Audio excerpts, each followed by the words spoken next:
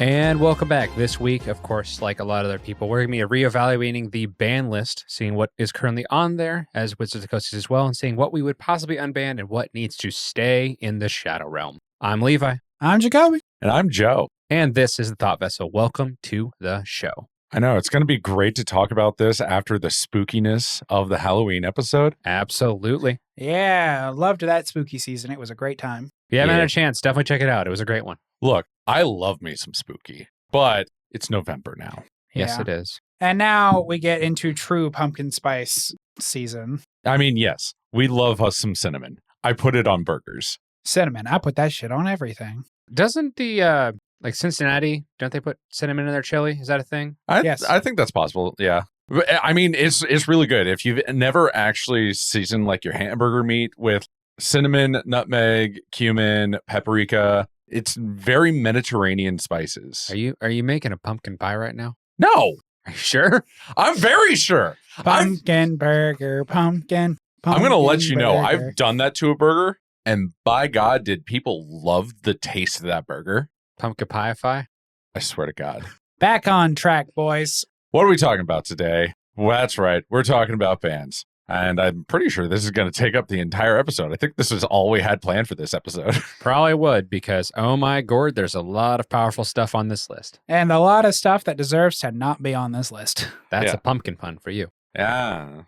Yeah. I think that, like, right out the gate, we're probably only going to be focusing on cards that are not part of, like, the restrictions. So, like, none of the anti cards, none of the silver border, none of the Questionable. morality bans. Well, obviously, conspiracy cards that aren't legal anywhere are Yeah. not going to Yeah. be something we're going to be focusing on here. No matter how cool an effect is in our card game, your art is bad and you should feel bad. I know, even if it can go into the command zone. God. Even with the silver border stuff, like there's some that absolutely could be quote unquote unbanned, but that episode just to go through every single silver border card in existence would just take way too long. So And Yeah, probably a future episode, Listen, if I'm yeah. being honest. Listen, viewers, podcast listeners, we know you want to listen to us talk about all of the cool stuff, but hear me out. 400 cards is not something we fit in an hour. No, not we- effectively. Not yeah, effectively. no, I'm pretty sure if we did that episode, we would specifically pick cards that we think could go in and cards that are just like throwaway, haha,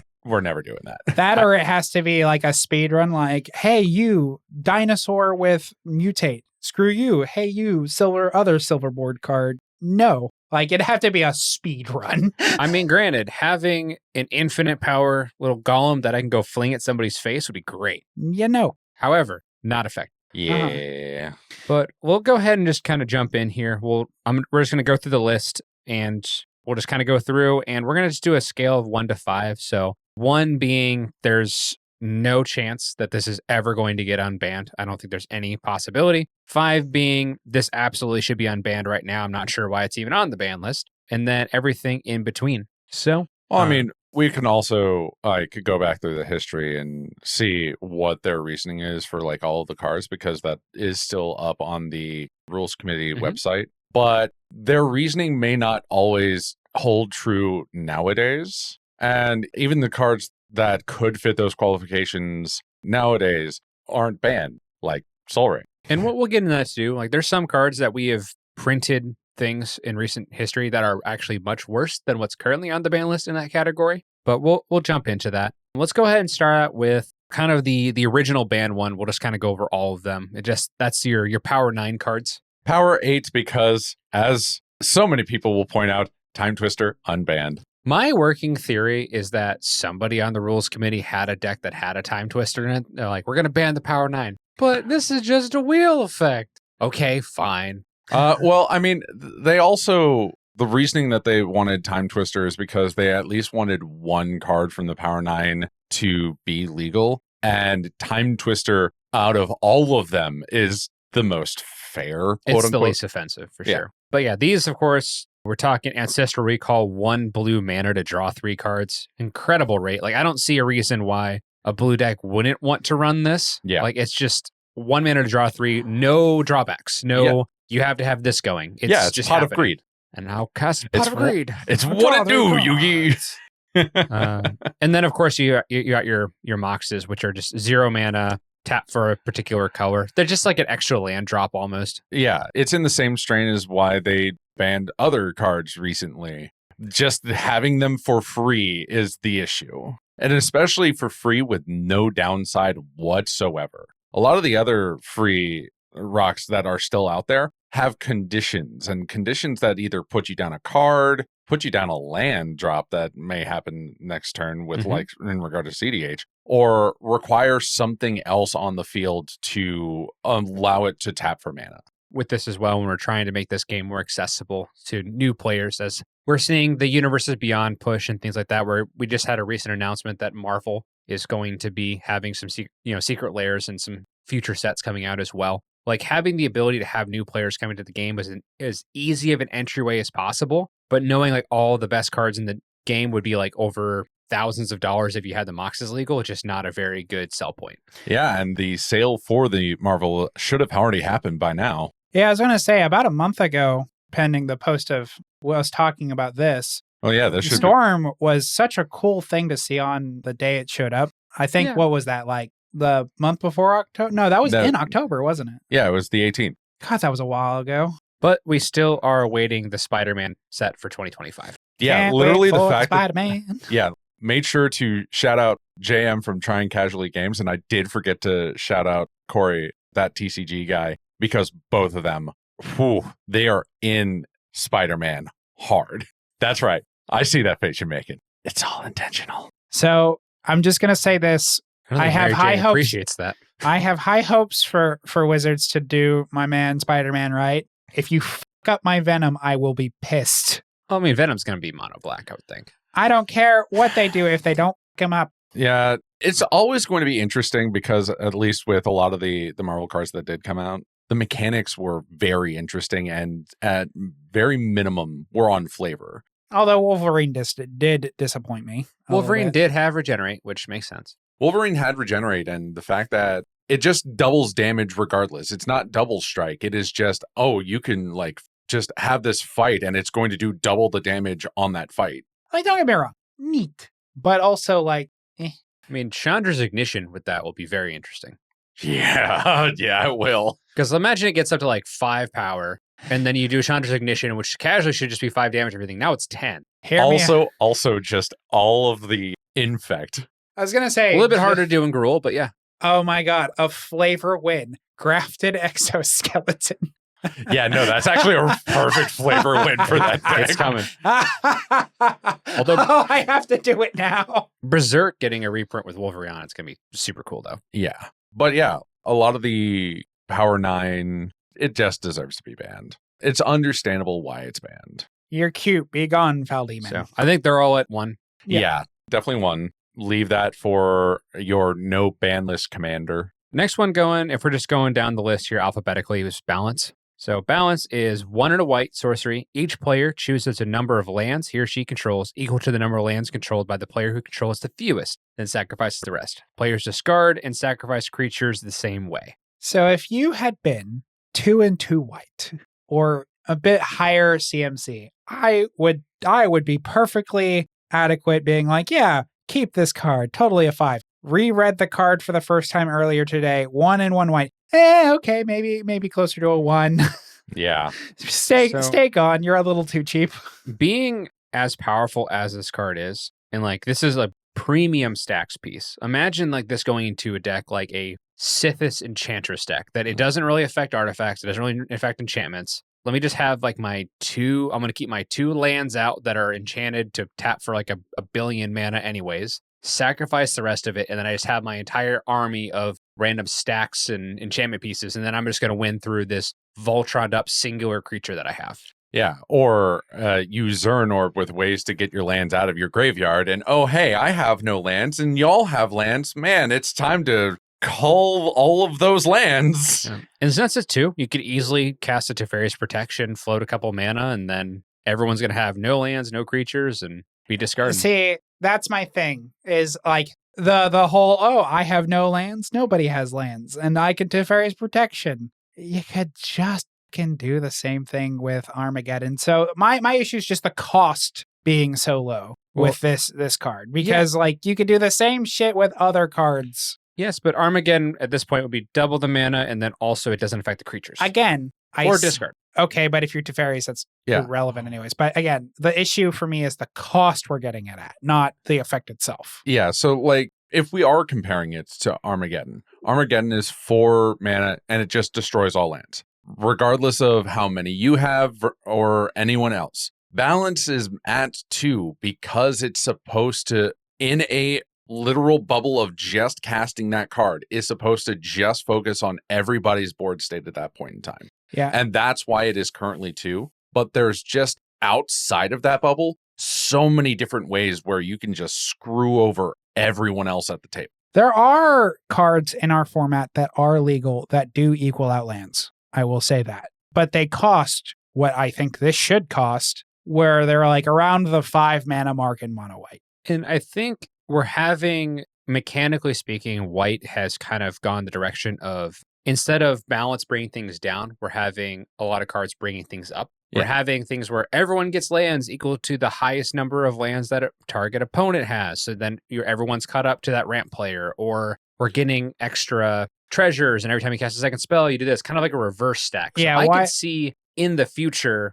you get a 3/3 beast equal to balance out the number of creatures. And then you get a treasure token equal to the lands. I could see like a positive version of that. I was about to say, they're trying to go in the reverse direction where white used to bring you down to their level. Now white's trying to be like, I'm going to bring myself up to your level, because it makes it more healthy in the sense that that player can catch up to the lead rather than make everyone the weakest player. So it doesn't incentivize you being weak and then everyone else being equal to you. It incentivizes one guy strong and you're going to rise to the challenge, is the vibe that I'm getting. Definitely within white's color pie of, I'm going to be justice, and this is evening the playing field. This is just old white's evening the playing field of, oh, I see. You have way too much as a have. We're going to bring you down to the have-nots. Yeah, we're going with, I will supersede you rather than ultimatums. But anyways, that card's still a 1. I love the effect. Needs to cost more. I would put it at 2. I think there might be a rare situation in which this gets unbanned. I'm not sure it's as cut and dry, but I don't think it's going to get unbanned anytime soon. Maybe 10 years down the road or something like that. Yeah, especially with other effects that are just balances exact text on other cards that we play already, and they just don't really see all that much play. Yeah, mostly because the mana cost is where it should be rather than this 2. Yeah, the cheeky one that you can use is the one that comes off suspend, so you just cascade into it. There are definitely ways to make it happen. That's not this card. But if it does get unbound, I will play it. The next one on the alphabetical list here is Biorhythm. So Biorhythm, each player's life total becomes the number of creatures he or she control. I think the topic of conversation is 1, is sorcery. 2, this is 6 and 2 greens. This is 8 total mana for this effect. Give me my Biorhythm. Get it off the list. This is a 5 for me. This is a 5. It's difficult because it's a very strong effect. And it's going to put, most of the time, it's going to put everybody, including yourself, into single digits, unless there's like a token deck that's going to gain life off this. But at the end of the day, like, it's 8 mana. We have Craterhoof at 8 mana. We have Expropriate that's 9. It's going to do very, very similar nasty things. If you're resolving an 8 mana spell and your opponents let you do that, it's kind of on them with the consequences. This is in the same strain of the format has gotten so fast that a lot of the spells that are just 7 or 8 mana above that are just, hey, win the game, instead of future card Gristlebrand, which is just, I'm going to keep grinding value. Yeah, like the people who will be out there like, but my life total will always be like 1 or 2 because I don't have creatures in my deck because I'm a bastard who wants to play Voltron. I'm going to edit so much of those out. So many. Yeah. It's like 3 F-bombs so far. I actually don't even know if I really said the F word. You did. I was more just muttering. Blacked out there for a moment. Yeah, apparently. No. I was saying other things that weren't just that. But anyways, like the person who's going to sit here and argue like, no, because 1 life isn't cool because I don't have creatures. It's like, well, you don't have creatures. That's not your fault. Okay. Get better. I mean, I also ascribe that Commander as a whole right now has just gotten to game's got to end. And these kinds of effects where it's just like the game's going to end off of them let it shuffle up, play another game, do better next time, maybe. So I think we all have it at a 5. Like this should be coming off. But yeah, are any of you either like going to realistically play it? I would. Yeah, Jacoby definitely, I could see. I may put it into a deck if it fits it. Like if I'm doing a surge of token deck, it might make sense. Like, Otherwise, probably by the wayside. I Like- just like the card. I have a Selesnya Stacks deck that could potentially run it because I have a way to make it so no one will have creatures in that deck, so it just wins on the spot. But cutting a card for it would feel really bad. Like I don't know if I would actually play the card. See, for the flavor, in addition to just the fact that it would go in that deck, because I talked about building a Kumal Chroma deck that just animates the lands and turns all the lands sideways. I would put this in there for flavor because the flavor text is from Kumal. I have Yep. seen Life's Purpose and now it is my own. Next one on the list here, because obviously we're jumping over Black Lotus because that was in the power 9. We have Braids Cabal Minion, which is 2 and 2 black. At the beginning of each player's upkeep, that player sacrifices an artifact, creature, or land. I'm probably at a 4 with this one. I'm at a 4 with the caveat that understanding when this was probably banned, the idea that we could ban it as the commander, if that's really the issue. Because I assume, to me, looking at the card, people's issue is that it's in the zone. If we could put it in the 99, I definitely agree closer to a 5. I mean, you can always say no to that game, unless it's like CDH, but I don't think this would hold up in CDH. Also, it's like a 4-mana 2/2. Mhm. It's easy to kill. It's an upkeep trigger. In fact, if we're going CDH, the new Black Braids is so much better. Like Yeah. infinitesimally better. Because like this is just half of Shieldred for a little less mana on a much easier to kill body. In the world in which we still had Crypt and Jewel Lotus, where you could realistically get out on turn 1, it's a lot harder to do. So I think it'd be a little bit easier, even if you were going to play that game, mulliganing and keeping and having a Path to Exile or Source of Plowshares in your hand just to like hurt 2 other players, and then by the time it gets your turn, like get rid of it. Because as soon as it dies once or twice, like you're not going to deal with this ever again. Yeah. Or if it's in your 99, it's very simple. Like I would argue that Turgrid is much worse. Turgrid is enabled by it, and Turgrid by herself doesn't do the effect. It just benefits from it. Yeah, but it only takes like one wheel effect and the game's over with the Turgrid. Yes. I don't see braids as an issue really. At least in more casual pods, being more oppressive, I can see why, and that's why I'm like a low 4, high 3. Okay. Because I could see it come off and I can also see it like not come off. The entire point was that it was an oppressive game style that they didn't want in the game. I think 4 is fine. I think you can unban it. I don't know how much you're actually gonna see it played, but Yeah, I said 4. I said 4 to 5. You just looked like you also had something else to add. No, not really. Misinterpreting facial expressions. I was busy concentrating on a card. That's why. Then concentration facial expressions. Yeah. next one is probably one of the original combo pieces in all of Magic. That is Channel. It used to be off of Channel Fireball. It is 2 green. Not a sorcery. sponsored, but you could. You could do it. You could absolutely do it. And you too could We would be like a part of the Thought Vessel. Anyways, yeah, Channel stays at a 1. Yeah. Or until end of turn. You activate an ability. If you pay 1 life, add 1 colorist. So you basically just convert 20, 30 of your life out the gate into just a bunch of colorist mana, drop in Eldrazi's and artifacts and a bunch of nonsense, and just have an insurmountable board state out the gate. Like this is no, we're not doing this. Or may I also propose a Torment of Hailfire? Yeah. Which, at least in this format, would be much better than trying to do the Channel Fireball. But even then, Channel Fireball? Nah, you couldn't do the Channel Fireball. Just hit 1 person. You could do the Well, you would have to separate it to like really get the damage out. But like, what's that? Channel Comet Storm? maybe What's the one that hits like multiple? You like Hear pay me into out. it and Channel Crackle with Power. that too. Yeah. There you go. That's the sauce. all Well, right. yeah, that and Torment of Hailfire, either one of those. Or Channel Expropriate would be fun. Oh, hey, look. You thought this game was going to go in your favor? Nope.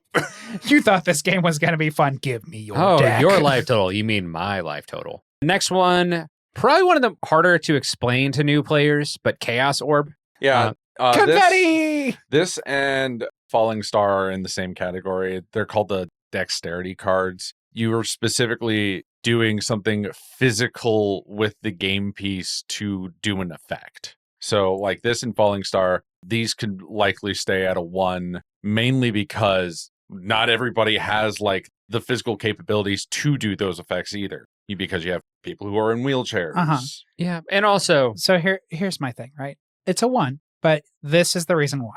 I am proxy friendly. I will never tell someone they can't proxy something. But that also means they're going to print 30 Chaos Orbs. They're going to pay the mana, and they're going to do what they did at the tournament because they thought it was funny and shred it in front of me and then just confetti. that's and I don't want to deal with that. That's the uncard, I believe.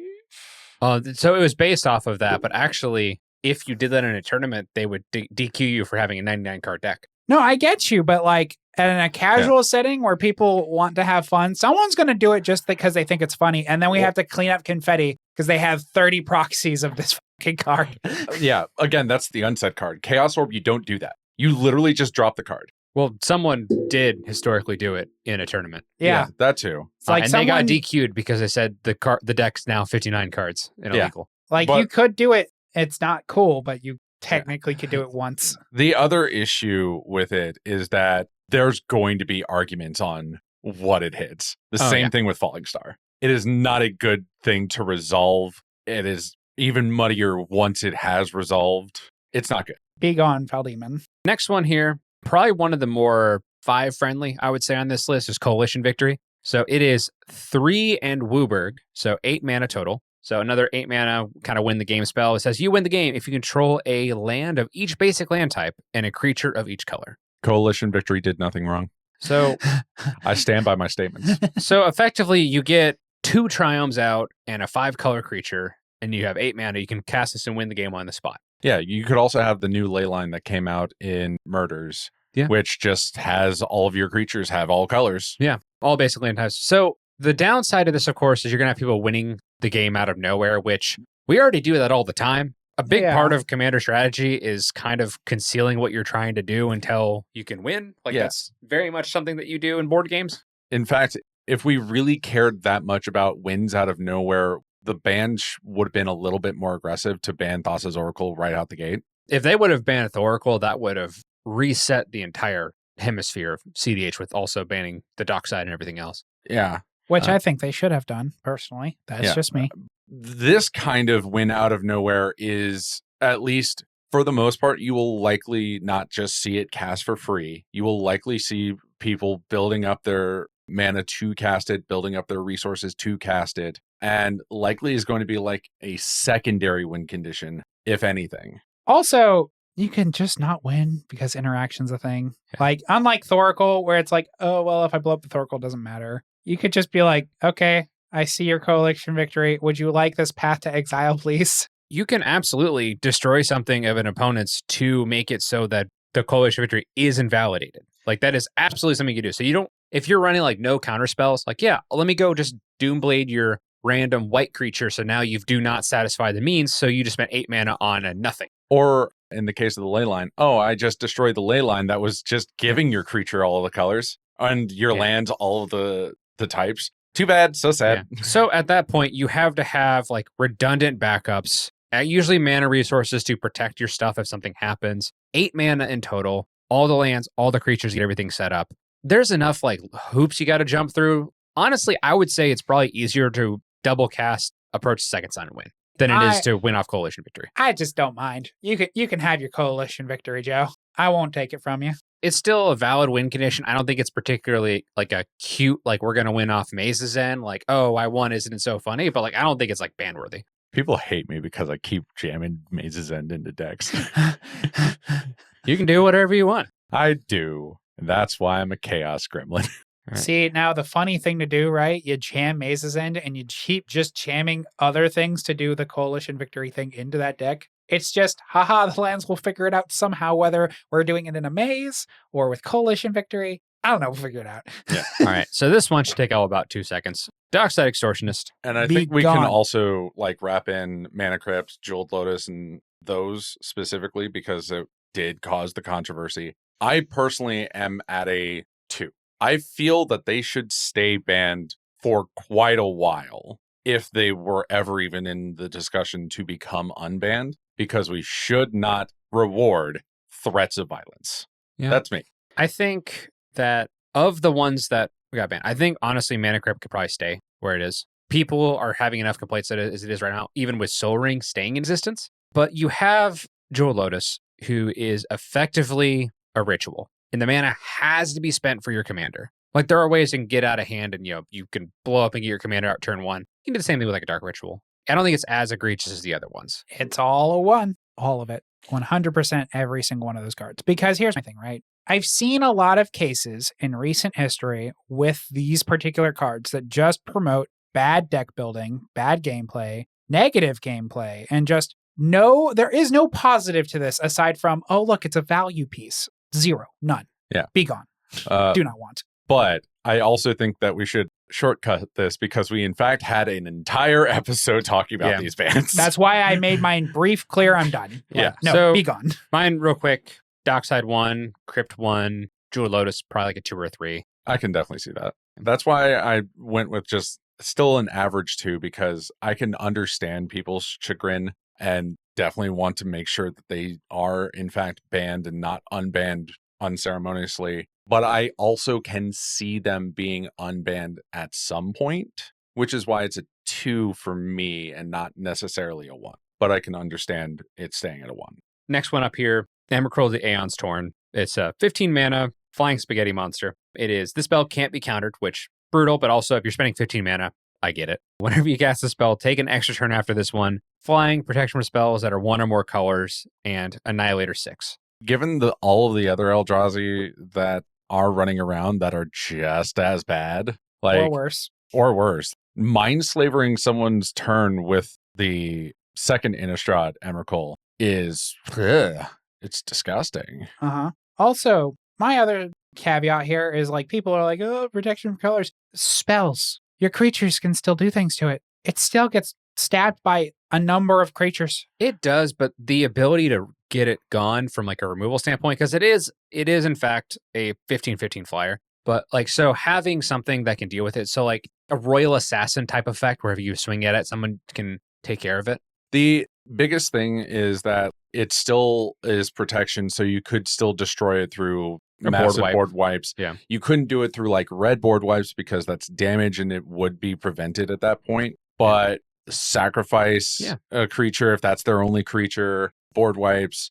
Any colorless removals piece. Yeah, would get which I mean, hell, I run Introduction to Annihilation into so many different decks because it exiles a non-land permanent, even if they draw a card, for 5 colorless mana. And there's not many protections from just straight colorless unless you're running Stepmom. Having to cast it for half of the text on the box to matter, give me my Emrakul. It's fine. Well, and also at the same time, this is a 15 mana spell. Now, given how people love playing Eldrazi, it's not going to be too hard to mitigate that cost. No, and like there are situations with some mono green decks that can put it back in your hand and you just continuously loop and take turns. And I get that. But also, we're talking a 15 mana creature that's kind of your almighty finisher win condition. Let's say there are other things you could do, probably those loops that are cheaper, better, easier. I'll put Don't make you hate your life as much for looking Harder. at 15 mana. Harder, better, faster, stronger.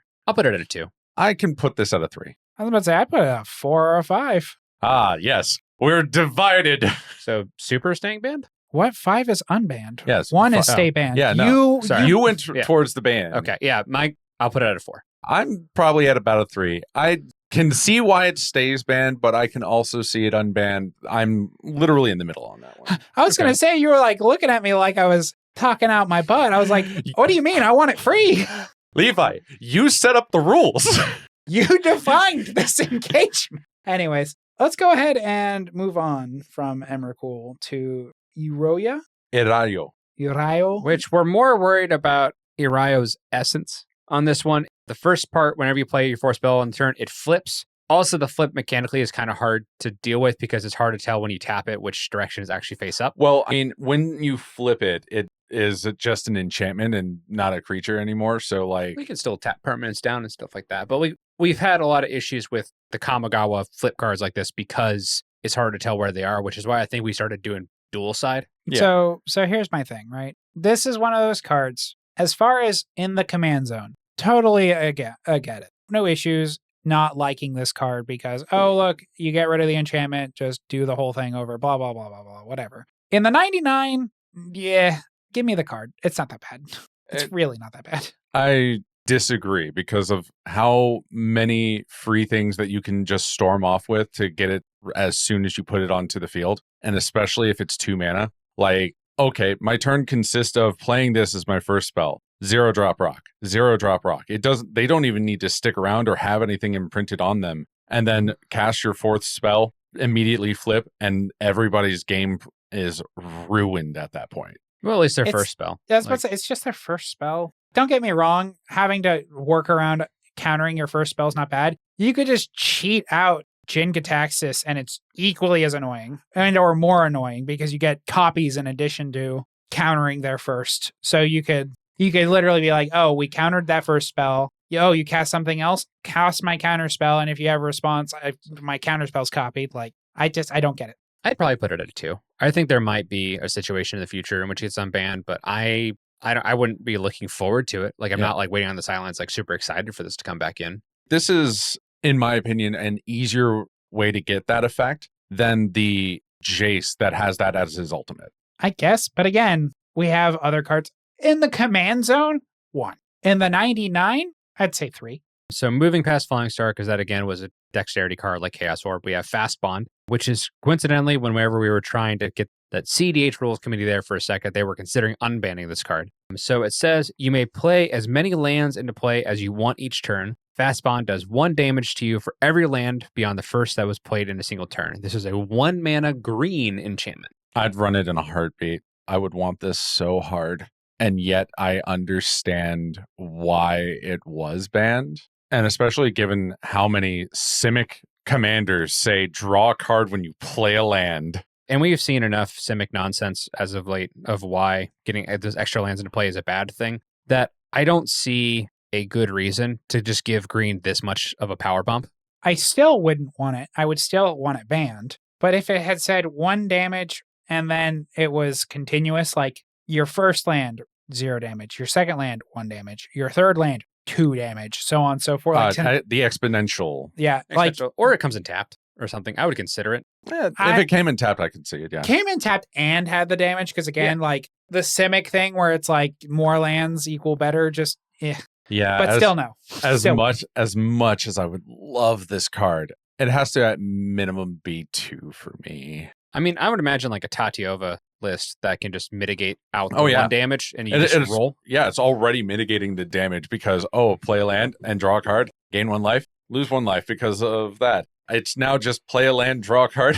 And if you have any like permanent entering doubles, so you get draw 2 cards, gain 2 life, so you're netting 1 every time, it's just not something I want to do. Next one is the only card that would be specifically requested by the CDH community to be banned, and that was Flash. Flash is a 1 and a blue, so 2 total. Instant speed, whenever you may put a creature card from your hand onto the battlefield. If you do, sacrifice it unless you pay its mana cost reduced to up by 2.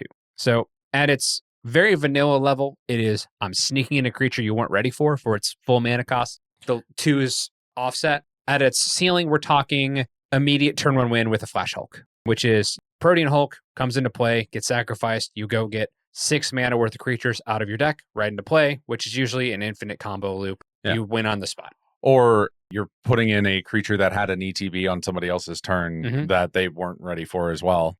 I mean, think of Thoracle on somebody else's turn with just Flash. Yeah. Because then you just do the Demonic Consultation Tainted Pact right then and there. You don't care about what their thoughts are of Thoracle. As soon as the ETB is in the stack, game is pretty much over. So big on. Yeah. So yeah, 1's definitely understandable. Even though Playing with Power did, in fact, do a no ban list commander for CDH to test out Flash. And it wasn't as relevant as everything else that was already still going on. No ban. So like they were using Moxes and stuff? I believe so, yes. Well, that's a different stratosphere. That's like trying to play Nadu in Vintage. Even then, a lot of the things that they were doing, Flash just didn't matter. And it wasn't because of the other ban cards. It was just the rest of the metagame.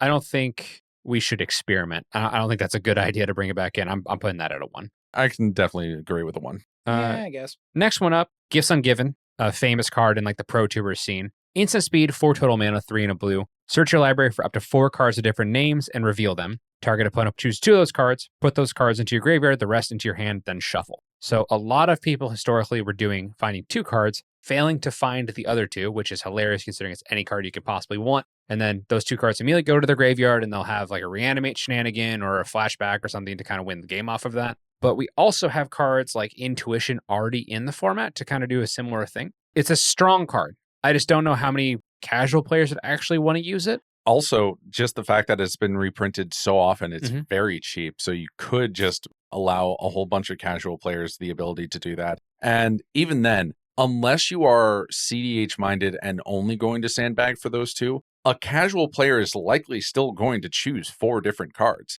because they'll choose cards that don't matter if they're in their hand or in the graveyard at that point. And like you can use it in a way of like, okay, everyone, I need a board wipe. Let me go find Damnation and then 3 basic lands and then just give me the Damnation into basic land and put the other 2 in the grave. And then we just cast the board wipe or whatever. So yeah, it can be used very politically. So I think it's fine. I don't have any issues with it really. I don't think it's like we need to unban this immediately, but I'll put it at a 4.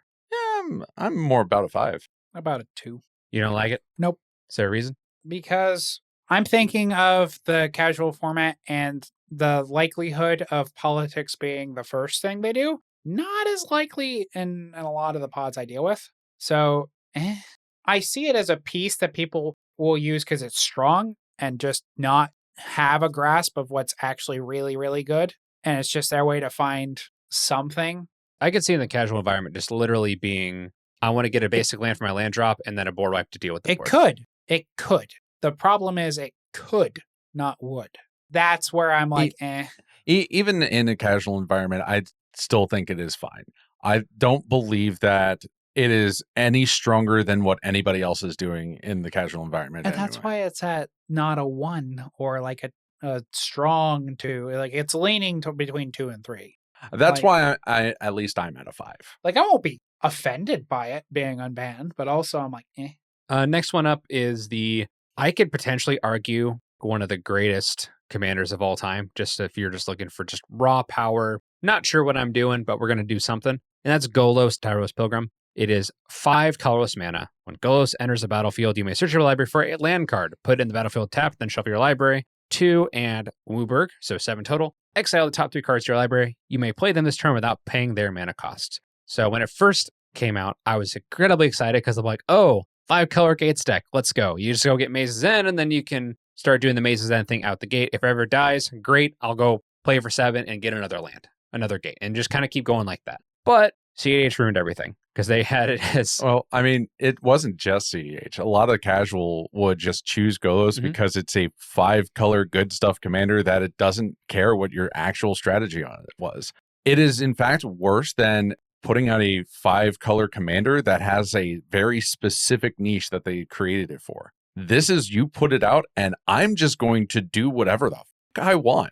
Yeah, it's a fantastic card. I think that it was one of the few cards that has actually upset Atraxas Praetor Voice as the top card on top commander on EDH Rec. And there was a good reason they got rid of it because they didn't want to have just the universal decision everyone plays this card, but they keep Ur-Dreg around, which I find interesting. But alas, it is stay banned. I'm putting it at a 3.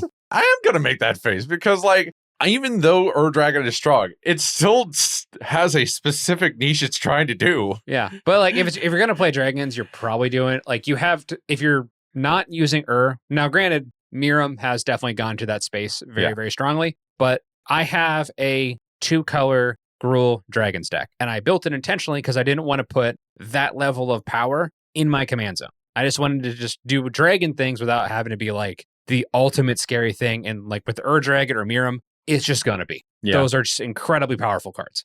Golos is at a 3 for me just because I like lands. 3 is fine. Like there's a lot of players out there that just wanted it as their freaking Gates deck. I get you that it's like you. Yeah.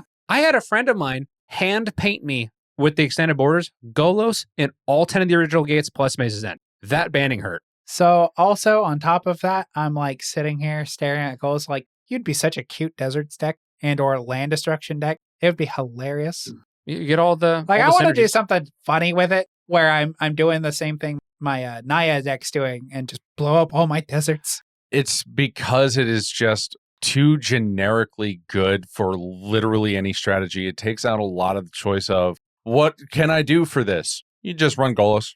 Not hard to get to Golos's 5 colorless. We've seen it before. It'll happen again, but at least it's going to be a more niche strategy. As a WUBRG player, I understand that people like playing WUBRG. You got to have some restriction, and Golos just does not really have that. I would negotiate with Wizards to put it at a 1 if they gave us like a 5-color landfall commander. Or if they made Golos, but Golos had like actual color pips rather than a generic 5. I would seriously consider playing a Golos commander that was just, you do that weird splicing half color thing and Like make the it hybrid? like, yeah, but you do it like, so there, it's a WUBRG commander, but it only costs 4 mana. And then just you eliminate the back half of it and just ETBs and you find any land to put into play. Or kind of like how they did Reaper King, where it's 2 colors or a color. I can also see that.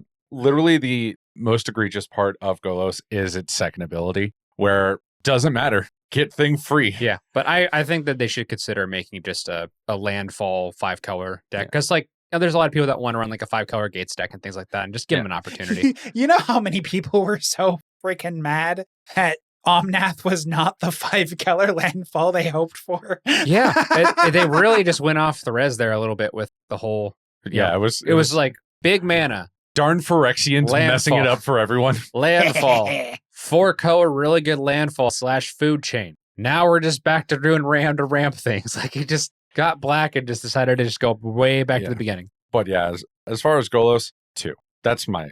I got it at 3. The next one is a card that was a legacy staple for the longest time, but has kind of been replaced by Atraxa since then. We have Gristlebrand. So Gristlebrand, 4 and 4 black, so 8 total mana, is a flying lifelink 7/7 that also has pay 7 life, draw 7 cards. Oh, hey, let me just do that 5 times. Yeah, because we're in a format that you start at 40 life, and just being able to just pump all your life in and then swing and hit someone for 7, use that 7 again, draw 7 cards. Man, pay 35 life, draw 35 cards. Who wouldn't want that? If you draw 35 cards, you're probably going to win. It doesn't really matter at that point what else is happening in the game. Like if your deck is built decently and you draw 35 cards, I would hope you have the ability to close out the game. Hear me out. We just bolt that dude twice. Yeah. And here's the different thing with Gristlebrand is that regardless of the other 8 drops that we've seen, this one, there's no guarantee you do win off of drawing those 35 cards. It's in the same strain as Ad Nauseam, where you could draw where your wins are, or you can totally whiff, and then it's a non-game for you. And the other thing here is another reason I just don't care, is there are so many cards out there that just say players can't gain life. There are a lot more than you'd think. I've seen 5 different ones in the last 3 days that just say players can't gain life. I'm not worried about this personally. Just like, oh, you've got a bunch of cards. Can you stop this damage though? I think with those cards, you're probably, if you let someone draw 35 like that, I don't know if you get an untap stab. Yeah, that's the biggest thing. Drawing 35 cards is a game changer. I've seen it actively happen in the games that those people died to exactly what I'm talking about. They're like, I'm going to crunch my life. I'm going to pay X. We're going to grab all these cards. Pass turn. I bolt you for 3. And then the next person, I also bolt you for 3. They just die. I would argue that's not a usual case. That's just me. I wouldn't put it at a 1. I'd probably put it at a 2. It's definitely correct to put it in the ban list. I can see some point it be unbanned as a trial period. Okay, fine. You've convinced me. Instead of a 1, I'll put it at a 2. Yeah. I'd say 3, only because I would just see this at my table and know to prevent some life gain. Call it a day. Next one up is Hull Breacher. 2 and a blue, flash, 3/2 creature, Merfolk Pirate. Pirates really got some really strong stuff, and then we banned all of it. If an opponent would draw a card except for the first one they draw each turn, instead you create a treasure token. Immediate 1. I think if I could pick 0, I would pick 0. If they went about and took out the word instead and just you got treasures as they drew or something, you might have a bit of a conversation. But just canceling that out like a Notion Thief for cheaper and then you're just getting mana it's also mono and blue, and there's only one blue pip, so it is incredibly easy just to slide in places. And flash. The flash is the biggest point of that, because people just flash it in and immediately go into their next turn to wheel the table, get all those treasures, and do whatever they wanted. I have, when it first came out, I put it into the Jeskai Wheels deck with the shark. What was his name? Brian's going to kill me. I'm going to see if you can remember. Don't Google it.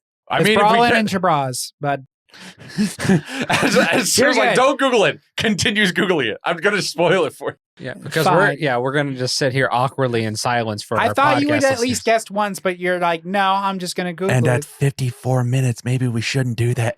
Yeah. All right. Also, for the Sarah. earlier part where you want to censor, you can use that clip. Yeah, one straight to jail. Next one, Iona, Shield of Miria. I used to love playing this card. 5. Just Also 5. straight up shutting off a color. I'll put it at 4 just because, like, there are going to be some people that are going to have, like, an angel deck and they're just going to throw it in casually. And then you're just going to blank somebody. That sucks. Yeah, I mean, it's 9 mana.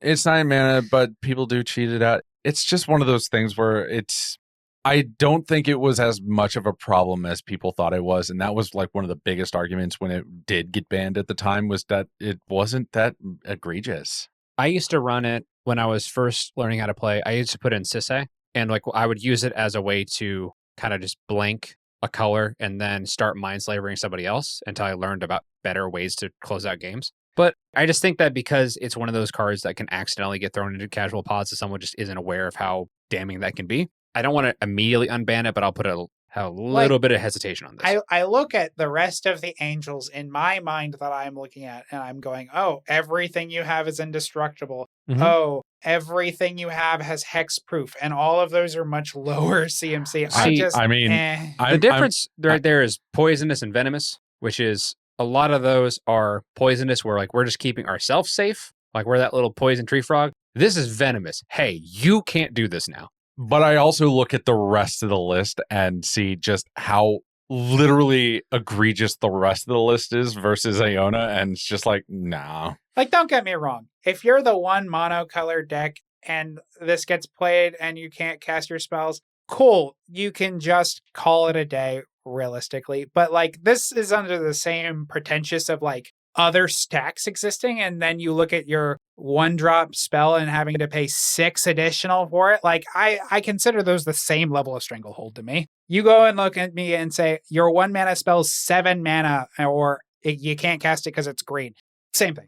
Next one I have is Karakas. So Karakas, legendary land. It taps for white mana, but mainly return target legendary creature to its owner's hand. Yeah, immediate one. It's literally too strong in a format centered around legendary creatures. You can either use it as a combo, you can perpetually bounce your opponent's legendary creatures all the time. It's just not good. It's just way too busted for the format. It can stay where it is. It's a 1. Yeah, 1 or 2. I'm less bothered by it, but I stand on it being banned. The next one, Leovold, Emissary of Trust. Basically, it's similar to a lot of the other effects we have out there, but this one's actually in the command zone. Each opponent can't draw more than 1 card each turn, is the main issue here. So you do this in Teferi's Puzzle Box. No one has a hand for the rest of the game. You're also in a lot of wheel colors. So I stand on a 4, but with the caveat that, again, banned in the zone, allowed in the 99. You have it in Dual Commander because it's 1v1 and you're already kind of doing lockout stuff anyways. But yeah. I just don't see it being a good thing for the format. And especially because even if you do like Teferi's Puzzle Box, there's other cards that do it. You have Anvil of Bogarden that you draw the extra card, but then you discard a card, and it's the same kind of lockout. Like, again, I definitely stand on it being away from the zone because that's just awful. But in the 99, I shrug my shoulders. I think I just put it at 2 and we'll keep it going. I'm probably out of 2 as well. Yeah, I got to stand on my 4. 4 for 99 purposes. Next one, Library of Alexandria. It's 1 colorless mana pool or draw a card from your library. You may use the card drawing ability only if you have exactly 7 cards in your hand. So there are cadences in which you can put on the stack and repeat it, which is fine. I don't know how many, because considering this is over like a $1,500 card, how many casual players would actually put this into a deck? I think it'd be one of those you unban and then it just doesn't matter. I think maybe like a CDH deck that is a little bit less color intensive might consider putting it in there. Like maybe Talion uses it or some other ones, but just it's more of like because I can, I'll do it.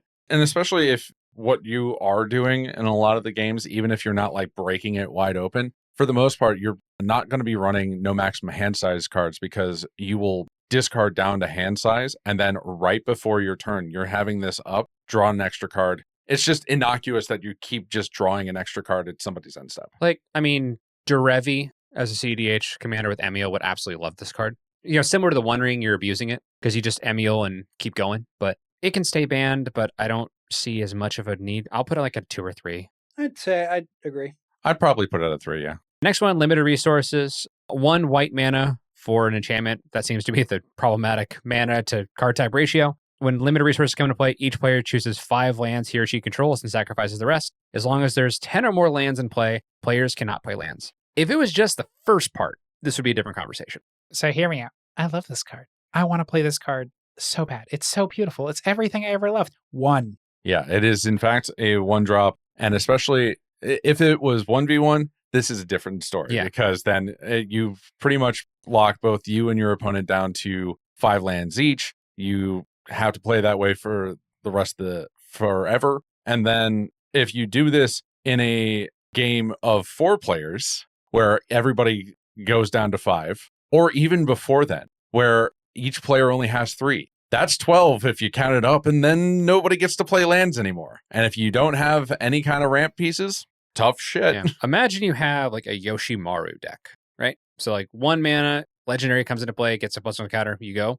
You play this out, you play Yoshimaru turn 1, and then like turn 2, you put this out, and you have put in the 5th land or whatever for the game. Everyone's gonna get like 1, maybe you get to your 3rd land, enough to like get enough legendary creature on the board to make Yoshimaru big. The odds of everyone stopping you when you have 3 lands and like another opponent has 3 lands and then everyone else is like locked at 2. If they had an Arcane Signet in their hand or something to kind of like build up some alternative ramp, they might be okay. But that second line of text is just too much. So yeah, and I have it at 1. And especially if you combine it with all of the spells that just say put land onto battlefield, because that's not playing a land and you can just shoot past your opponents, especially if they didn't build their decks that way. Like, I totally get it. I love the card. It's so beautiful. Stay gone. Next one, this one should be pretty obvious. Lutri the Spell Chaser. In and of itself, it's not very offensive. It's just that it was a companion. Each non-land card with this in your starting deck has a different name. This is Commander. It's just a free 101st card. There's no downside to it. This would be like a $300 card if it got unbanned easily, because there's really no reason to not run it. I guess spending 6 mana to copy on an ETB is cool. It is now 6 mana because they had to fix Companion regardless, and especially for Lutri. Yeah. Like, don't get me wrong. It's strong, and they had to fix the mechanic. Now that the mechanic is fixed, where I'm like looking at this, I'm like, 6 mana to copy target instant or sorcery you control it's kind of on brand now. But there's no downside to it. It was also egregious when you could just cast it from the companion zone. I get you, but also just like there's no downside aside from just being in Izzet colors, which you do this in the Izzet colors anyways. Like, there's enough of this everywhere else where I just don't care. I look at it as the equivalent of if they took a basic swamp and they did an MDFC and put like a murder on the back, where like there's literally no reason to not put it in every deck that runs black, because you have a basic land on one side and you have a spell on the other. It comes in untapped, so it can stay banned. I'll do it at 1. Yeah, this gave too much of a power play to people running Izzet, and that's the main reason why it was banned. I'd still put it at like a 3. My reasoning being, we don't see companions for a reason. This being the only companion is like, oh well, it's so great. I'm like, I just 6 mana to do the thing. It doesn't do anything for me. I mean, every other companion has a drawback. Now, Jacoby, expropriate. 100% a 1. Oh, hey, look, Lutri copying and expropriate. Okay, and that's the point. But here's my thing: 6 mana. There are like a half a dozen other things that do exactly that. But this is in the same colors. Well, this is your 101st card. Like, you don't have to commit a spot to it. Now, here's a question for the sake of argument. If Companion wasn't a free card and it counted as part of your total deck value, would you feel the same way? If it wasn't in a special zone that you could get it 100% of the time guaranteed, It wouldn't even be in the conversation. This would be a 5. But it's because you can get it consistently for free, even if it is 6 mana, and it disproportionately favors 2 colors over everything else. There's no reason to keep it around. This is a 1. Zero downside. There has never been a Commander game that's legally been played with Lutri in the game because it was banned before release. It was I think it's one of the only emergency bans we've ever had in Commander. Next one on the list, scrolling down here, is actually Nadu, and Nadu's a 1. Yeah, Nadu's a 1. Keep her moving. Literally was called a design mistake by the people who made him. So I'm going to put a gigantic question mark here. Not because I'm like, oh, why is it banned? More of like, everyone's like, oh my God, it's so egregious. It's so awful. I never got to see what it did. Like, I get you. Oh, I did. It's a thing. I'm like sitting here, I'm like, oh, apparently this thing's running rampant. Can't wait to see it before it gets banned. Waited 3 months. Didn't get banned. Okay, I guess. I can put it back in my 6 Doctor deck for 1 game so you can see it. But, I just don't care. And that was like a toned down version of it because I didn't like build for it. It just happens. Next one, Panoptic Mirror, 5 mana. You imprint a instant or sorcery card with a converted mana cost X from your hand from the game. And then at the beginning of your upkeep, you may copy an imprinted instant or sorcery card and play it without paying its mana cost. Yeah, extra turn spell. I can see this. Yep. So that's all you're doing. You just get that on the field, tap it, put a time warp in there. It's always your turn. You win the game. Very easy to set up. That's where they're afraid of. This is not I'm going to use it as a generic Beast Within spell. This is like, we want to stop extra turns. Yeah, I get it. It might be 10 mana the first time, and then like next upkeep, whatever, just keep doing the thing. Like, it makes sense. Because you would also then, at the time that you would probably be doing this, you'd be doing not just the extra turn under it, but you would cast an extra turn so you immediately get into it the next time as well. It's just not. I think it's cute. It's lovely. It can stay at a 1. Definitely understand why it's a 1. 1. I would probably still put it at a 2. Yeah. This one hurt my soul when it happened, but I get it. Paradox Engine. Straight up a 1, by the way. Hey, look, it's the Nadu problem, like you said. On this podcast, I literally stated that I think Nadu might get banned for the same argument we banned Paradox Engine. And the reason is that you have these long-winded games, long-winded terms that may or may not get anywhere because you have to see if it actually resolves without a finite line to victory. Famously, Josh Lee Kwai was like, I don't think this is going to be that strong. And then it came out and just absolutely blew everyone out of the water. It was really good in Sisay builds because you could cast a spell and then untap Sisay and keep going and just finding whatever legend and just play them all. It is by no means something that you should be taking and putting into your decks at this point. This is absolutely staying a 1. It hurts my soul. 1. We're hitting some of the other stuff where I'm less controversial. It's like, yeah, okay, finally something that makes sense. Next up, we're on Prime Time. Give me my prime time. So, and it enters or attacks. You may search the library for up to 2 land cards, put them in battlefield tapped, then shuffle your library. So I know that for a fact that they have printed multiple cards at this point that you could have Primetime be unbanned because you have Titania's Command, which allows you to do that, and then an extra thing on top of that for the same amount of mana. You have the Green Promise from Amonkhet that also does it, and if it also just happened to have deserts on there, make a 2/2 zombie. It just going and finding any land, I don't think is that much of an issue anymore. Back when this was the primus of Magic in general, just, any 2 lands, the fact that they're any land is why it's so good. It's like, it doesn't matter as much anymore. I mean, when you think about it, you can immediately get Urborg Coffers online, and then next turn go get Cradle. Go get a creature Stacks Temple. Tabernacle of Pendrell. Yeah, how many people do you know running Tabernacle? If you build a CDH deck with like the use of Primetime, it could absolutely be there. But even then, the ban list is specifically for the casual format, and it's how many people are going to be doing that in a casual setting. In most cases, people are going to do Primetime because they're trying to run gates. or even then, Primetime in my deserts deck for deserts. But yeah, I'm put it at a 3. I would put it at a 4. I can understand their hesitancy, especially if you give it haste so you get 4 lands at that point, because Lightning Greaves does still exist. I stand with a 4 because if we're going to look at it and go, oh my goodness, it's so egregious, Simic exists. There are other ways to get lands that are just as egregious. Just give me my freaking prime time. Speaking of egregious, next one up, Prophet Grufix. 3 and a green and a blue, so 5 total. It's a human wizard, which is not important. Untap all creatures and lands you control during each other player's untap step. You may cast creature cards as though they had flash. A very, very strong card. is not quite we're taking Seedborn Muse and Vidalcan Ori and stapling them together, but pretty close.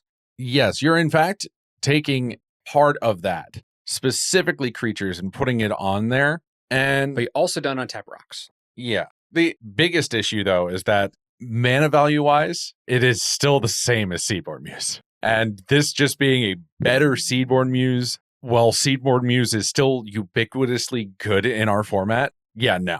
I can understand. I probably would still put this at a 2. I can see it being like, all right, we're going to test this with like a certain group and see how well it does. Otherwise, no, it's just really egregious and way too. I have a response on your turn for whatever you do. I'll go with 2.5. I would stand by 2.5? Cheating. Changing up the format, I see. Levi has no idea how to follow the rules, even the ones he sets on the podcast. But I think you can convince me to be a 3. You can convince me to be a 2. Either way is fine. If you want to flip a coin and have me go to like round up or down, go for it. I would just say a 2 or a 3, which is what I'm going to do. Like a 2 or a 3, because yeah, better Seedborn Muse. I also don't see that much Seedborn Muse. It's good. Don't get me wrong, but that might be the CDH talking at that point. Yeah. Yeah. I was just to say, like, look at me. I don't think I know enough decks to name on a single hand that I play with that have a Seedborn even in the deck that are green. I can say immediately it's Garrett. Garrett 100% every day. But I think I can see a scenario in which it gets unbanned just because like it is very, very strong, but we also have very, very strong cards. I will say though, if it finds an unban hammer for any reason, I will try it in my Wizards deck because it's a wizard. That's about as far as I'd worry about it. Doesn't even really help that deck, but it's cute. Well, I mean, it's an interesting idea because in that context, you can play all your wizards on someone else's turn, and then you have more mana left over for your turn to cast spells. Like, it's good, don't get me wrong, but it's got to be a wizard to be in that deck. Next up, Recurring Nightmare. It's a 2-mana black enchantment. Sacrifice a creature, return Recurring Nightmare to its owner's hand. Put target creature card from your graveyard into play. Play this ability as a sorcery. 5. Also a 5. It has a loop, I'm sure. There's something out there probably somewhere that adds like ETB, add 5 mana, whatever. I don't care. It's cute. You have to do it all at sorcery speed. The rationale here, it was banned in 2008, which is pretty much before Magic really took off. Outside of counter Magic, it's nearly impossible to stop this card from doing its thing once it gets going because returning it to its owner's hand is part of the cost activating its ability. Your graveyard is sufficiently stocked, it's entirely possible that once you draw Recurring Nightmare, it's the only spell you'll want to play for the rest of the game. Which, I mean, sure. But there's also just other things that you could do, and especially since people have already harped on graveyard hate for so long, people eat creatures out of graveyards to blank the effect. People play Rest in Peace to keep graveyards exiled. I think there's a lot more interaction now than when they first did it back in 2008, which I believe this is when they were forming Commander. I'll do a 4. I'm okay if it gets banned, but I want them to have a conversation about it. There's a lot of cards on this list. They don't affect me as much until I see them and then suddenly it's a problem. But even then, I'd rather have more cards than less unless they're really egregious like Golos, even though I love it. Next one, I think it's so solved that I don't think this is absolutely a 1 in my opinion. Rathalos, Llanowar Emissary. It's 2 green, elf legend. Taps, add 1 gray mana to your mana pool for each forest you control. So just casually, turn 1, play a forest. Turn 2, play a forest. Turn 3, play a forest. You have 5 mana. That's like the floor of this card. Oh, no. You do the forest, turn 1. If you even have like one of the free mana rocks to just get it out turn 1, then turn 2, you have 4 mana available. Turn 3, you have 6 mana available. It just keeps adding to regardless, as long as you're making your land drops. And especially in green, where you could also just use that mana to even shoot farther past that as well. Yeah. Especially with like your cultivates, your nature's lore, your whatever. Yeah, 6 mana is what I meant. But just that, because a lot of other elf commanders that have these like high rates of mana production, they require like a lot of elves to be in play or a lot of elves to have been played to get this going off. This just cares about basics. So you can run... Not even basics. It just says forest. Just forest. So you could run all the disgusting Eldrazi and stuff in those slots because you have the extra time and just basically just run like the most disgusting creatures you can get in mono green with as much land-based ramp as possible and just win. Don't get me wrong. I think it's cool. I'd love to see it in the 99, but I stand on it being banned, along with get rid of Cradle. See, the actual issue that might happen with this is not Cradle. It's Yavimaya. Yavimaya and this, then you don't even need to care about any, like, I need specifically Forest. You just run every tutor to go get Yavimaya every single time, and you can then just have Rathalos be online with all of the Forest, as well as playing every utility land that you need. Although, in some alternate universe, Primetime with in a Rathalos deck would be hilarious. Jesus Christ. See, if we unban Primetime, my solidification of the one that I feel this is at would be even stronger. Primetime unban. Other things that make Primetime uber more scary. Maybe tone those back. Who wants to have a sub game? No, that's a one. Which is Charizard. I'm just going to read this once. All players must leave the game in progress as it is and use the cards left in their libraries as decks with which to play a game of Magic. You really should just read the Oracle text. It's so much shorter. No, we're going. We're committed. When the sub game is over, players shuffle these cards, return them to the libraries, and resume game in progress. Any loser of sub game having his or her remaining life points rounded down. The effects that prevent damage may not be used to counter this loss of life. The sub game has no ante, and using at less than 40 cards may be necessary. Or Oracle. Players play a Magic sub-game, using their libraries as their decks. Each player who doesn't win the sub-game loses half their life, rounded up. So we want to play an entire game of Commander Magic to resolve a 2-mana sorcery. No. Not even just that, but just to not even do anything grander than have everybody else's life total. Also, you have to pick up all your cards and probably find a new table to play at because you got to keep everything off to the side. No, we're not doing that. In addition to that, I can see every Chaos Gremlin saying, oh, if it got unbanned, I would include this because it'd be funny. Burn in a hole. I can see so many Grixis Chaos decks just magically finding white. Oh, wait. Oh, my God. I just realized. Imagine somebody just having multiple copies that they just put onto the stack. Yeah, the Chaos Gremlin. Oh, hey, look, I'm going to create a sub-game. All right, we're done with that sub-game. Want to play another sub-game? Yeah. Oh, hear me out. Putting that on a Panoptic Mirror. Every turn's a new game. Every Chaos Gremlin, it's not going to be that kind of deck. Plays 14 of these, die. That is too egregious of people's time. A lot of these cards, when you use in conjunction off the ban list, are just absolute nightmares. Next one up, Sundering Titan, 8-mana artifact creature golem. When it enters the battlefield or leaves the battlefield, choose a land, each basic land type, then destroy those lands. I don't think this is going to be as bad because people have been running non-basic lands and don't have land types on them. Yeah, this can certainly hit the shock lands, the triomes, basic lands, but I also know that I run a lot of decks where those land types aren't a majority of the lands that I run. I mean, granted, because this is going to go in probably some different decks, but you have cards like Urborg and Yavimaya to give basic land types. That too. To those lands. And then you can start tackling, you could do Blood Moon stuff and with that as well. But you can absolutely get to the point that you can just start flickering and building up lands. But you have other stuff that does it too. Does it add a net positive to the game by unbanning this? Probably not. So I'm going to keep it at like a 2 or a 1. I'll say a 2 because blow up land funny, but also ETB and leave. So a flicker deck just finds a way and just goes boop boop, and that's 3 lands. You put this into play off of any kind of effect, flicker it, and then you get 15 lands at like the maximum, the ceiling if you do that. And I'll tell you right now, you do not want because you ETB first, you destroy the thing, you flicker, it leaves, then enters. So you do it. Oh, choose a land of each, yeah. So if there's Wooburg on the table, I would actually create that higher because it's not destroy each of that type. I misread that card. Yeah. So I'd put it at a 3.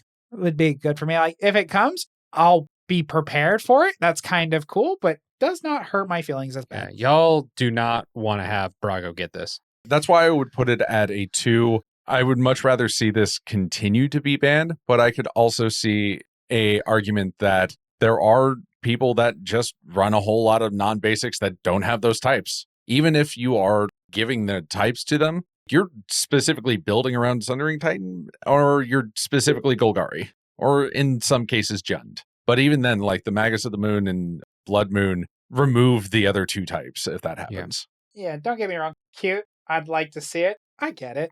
Next one here, Sway the Stars, 10 total mana, so 8, 2 blue. Each player shuffle his or her hand, graveyard, and permanents he or she owns into his or her library, then draws 7 cards. Each player's life total becomes 7. 5. 5. Worldfire was unbanned, and that's a little bit more egregious than this card. This is a Worldfire with extra steps. Worldfire with extra steps and more wiggle room. I'm not worried about it. It'll get unbanned. I would not play it personally. I just don't see a deck that I would actually want to run this. Just giving more of those Chaos Goblins something to work with. Next one, Sylvan Primordial. This is 5 and 2 green. It is an avatar with reach, 6/8. When it enters the battlefield, for each opponent, destroy target non-creature permanent that player controls. For each permanent destroyed this way, search your library for a forest card, put that onto the battlefield tapped, then shuffle your library. Really strong. I would imagine that somebody got by a rune deck back in the day, and this is why it's banned. If this was just a one-time effect and not a ETB, I could see it unbanned. I'd probably put this out of 3. I put this at probably a 1 or a 2 because it has the same vibe as Terastodon, thank you. But instead of giving them things, you get forests. It doesn't give them the forests. Mm-hmm. Also, Terastodon is 9 mana. I said same vibe, not same power level. Yeah. But imagine this going into an Emiel deck with an amulet on the field, and you just keep flickering it and getting all your forest out, and then everyone is just out of things to play. Honestly, if I'm running a mono green deck or something like that, there's no reason I'm not playing this. Yeah, 100%. It's too good of removal. It's got reach, which I might have a harder time dealing with flyers in that type of a deck. I'm playing it. You know what? 2. I'll bring it down. I was at a 3. I've been convinced. 2. 2 it is. 2. Next one up, we have Time Vault. Ah, yes. The one that's been banned in other formats for being as egregious. Banned in 2008. So that should tell you something. Before Wizards even acknowledged this as an official format. So tap to gain an additional turn after this one. Time Vault doesn't untap normally during its untap phase. To untap it, you must skip a turn. Time Vault begins tapped. Oh, what? An artifact that needs to be untapped? Crazy. Yeah, there's many ways you can tap or untap this and just exploit it. Keep it banned. Yeah. 1. It is definitely a 1. Next one, of course, we're skipping is Time Walk. It's on the Power 9. We already talked about these. Tinker. So we have similar effects to this that are much more expensive and not as good. It is 2 in a blue, sorcery. At the time you play Tinker, sacrifice an artifact. Search a library for an artifact card, put it into play. Shuffle your library afterwards. So here, I'm going to remove this treasure token. In comes Blightsteel. Or even at the time, if Mana Crypt was still unbanned, oh, hey, turn 1. Some blue producer, Mana Crypt, tap that, Tinker. Yeah. And then any powerful artifact that you could get at that point in time. Yeah. Blightsteel turn 1 seems good. Or even on the brutal side, turn 1 God Pharaoh statue. Mhm. Starting out the game, everyone's stuff costs 2 more. God, I hate that. So, it'd be great. I would love it. I own 3, but however, that is definitely a 1. It is definitely a 1. It also pains me because there's so many different things I would want to do with that card. So this next one, if you would have asked me about this card 10 years ago, 5 years ago, I would have considered this differently. But Tolarian Academy, legendary land, it's a Gaia's Cradle for artifacts. So tap for 1 blue for each artifact you control. This is a 1. We've created so many little food tokens and treasure tokens. It's just out of control. You don't even really have to build around it anymore. See, there is the possibility that because they went so hard in making new artifacts that they just kept doing it because they know Tolarian Academy is banned in so many formats. So I think that I just don't see a valid reason to bring it out. Honestly, I've been of the mind of you could put the other of these types, so your Gaia's Cradles and your Serra Sanctum, put them on the ban list with it. But I think as it stands, I'm keeping this as a 1. I feel like it might have its friends join it at some point in time. Either we'll unban it or ban them all. I don't care which, but stand on this hill. Get rid of them. I don't want them in my games. Definitely a 1. Next one here, Trade Secrets. It is 1, 2 blue. Target opponent draws 2 cards. Then you draw up to 4 cards. That opponent may repeat this process as many times he or she chooses. In a Prisoner's Dilemma type, this usually turns into 2 players draw their whole deck. This is 2 consecrated Sphinx staring at each other. Well, this is not something you want to do. So part of the issue is with the way that they've initiated how you lose when you draw, this is 1 player draws their deck, the other draws half, because 2 and 4. You can't go to draw cards you don't have, or you lose. But still, a player has their whole deck. 2, 4, 8, 16, 32. Like, Someone still has their entire deck, and the other person has half their deck if they agree. It's still too egregious. This is collusion at its most egregious, or it doesn't do anything because you have something like Labman or Jace Fielder of Mysteries on the field. And so you're like, hey, trade secrets? And they're just like, yeah, I'll draw 2. All right, I'll draw 4. I'm going to stop. And it just doesn't do anything at that point because everybody sees what you're doing. but even then, like, yeah, you could see CDH tournaments in which people just come into it to get their buddy to go to the next round. Like, hey, let me just cast a trade secrets, let you draw like 60, and then you're going to win off of some kind of a storm combo or a Thoracle or whatever it is you're trying to do. I get it. The collusion is, in fact, the biggest part. I'll put this at a 1. Yeah, so, and 1 would make you basically flip the table, just like our next card, Upheaval. Upheaval, 4, 2 blue, sorcery, return all permanents to their owner's hands. Do not pass go, do not collect $200. It's real bad. So it's similar to a lot of the other resetting type of things because you're in the middle of a game, you're progressing towards the end. As we've kind of said, game's got to end. This is going to reset the game in its totality. Unless you are in a deck that has like your Soul Ring Signet already on the board, like this is going to take like 2 to 3 turns for everyone just to get set back up. I don't think it adds any value to the game. So I'm putting this more on like a 2. Like I could see like it possibly getting unbanned because it's not super damning because it does it to everybody, but I just don't see a benefit to bringing it out. I get it. I want it. It's so cute, too. I'm at a 1. Joe is not having it in the slide. Because this particularly is not going to go over well with too many people. It's going to cause more feel bads, in my opinion, than Psych Rift. Because at least with Psych Rift, the person who cast it can still likely win that turn. Upheaval, since everybody's stuff is back in their hands. And Psych Rift, you get to keep lands. It kind of sucks. It kind of time walks everybody, but you have to spend your turn kind of just getting things back out. Versus Upheaval, it's land pass, land pass, land pass, land. You're starting from the beginning, and also discard step is very much a thing. You're going to have to pitch a ton of cards. Plus, the person who's going to play this is also going to set themselves up so far ahead with that land pass go that it is effectively a worse Psych Rift because they can then set themselves up and be like, well, this is a later turn. I'm going to just float all of this mana that I know that I have so that I can just cast this Upheaval and then play my land, do this, that, and the other, and be so far ahead as their new turn 1 that nobody else could really even get there. It kind of turns into a Cyclonic Rift for everyone that includes lands, and then also everyone has to sit in silence for like 10 minutes. It's a more annoying Sway of the Stars. Sway of the Stars, at least, y'all shuffle everything and your life total's 7. This is like, oh, we're still at 40? Upheaval. And then everyone's salty. And at least with Sway of the Stars, you don't get to keep the things that you can plan out with. You have to play with the hand you're dealt. This, you have all the cards that you know that you're going to plan right into. That's the biggest issue and why this is more egregious than Sway of the Stars. Next one here, last one on our list, Yawgmoth's Bargain. It is 4 and 2 black. Skip your draw step, pay 1 life, draw a card. Oh, hey, you want to draw 39 cards? So similar to Gristlebrand, but just more precise. And on enchantment, which makes it harder to remove, and you can always do it in response anyways. It's like a Necropotence that you're going to see those cards. And then also draw triggers exist. So if you have any kind of a deck that gains life off of drawing cards or anything like that, it's just going to go and... Oh, yeah, I'm just going to draw the entire deck. Like, imagine doing this in Quasar. See, I didn't dislike Gristlebrand. I was like, yeah, we could unban Gristlebrand. I genuinely don't care. This one, definitely a 1. Be gone.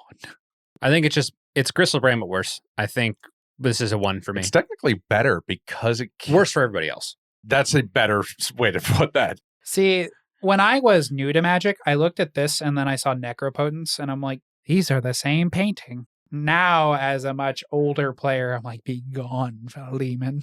Never to see the light of day. I mean, Shieldred with Yawgmoth's Bargain would also be very fun. That would be funny. It's like, I'm going to draw 40 cards, gain 80 life, lose 40. Best of luck, everybody else. Yep. Good luck, everybody else. But yeah, that is where we are at. That is the entire ban list at this point. Any other final comments before we head off for the day? I'm going to hate editing this. Yeah, it's going to be long, isn't it? How far are we in? It is an hour and 35 minutes. Oh, boy. Apologies in advance. Yeah, sorry. I'm not the only one who rambled, but I did ramble at least a little bit. I'm a dad. There's just a lot to cover with this type of episode. Yeah, like I expect this to get down to probably an hour 20. It's still going to be long. To be fair, we are discussing the ban list in pretty much its entirety. I don't have any more events this year. Woohoo! I can just edit this and not have to worry. Let's go. So yeah, that is all the time we have. Thank you so much for tuning in. This has been The Thought Vessel. Hope you enjoyed the show. Take care. Bye.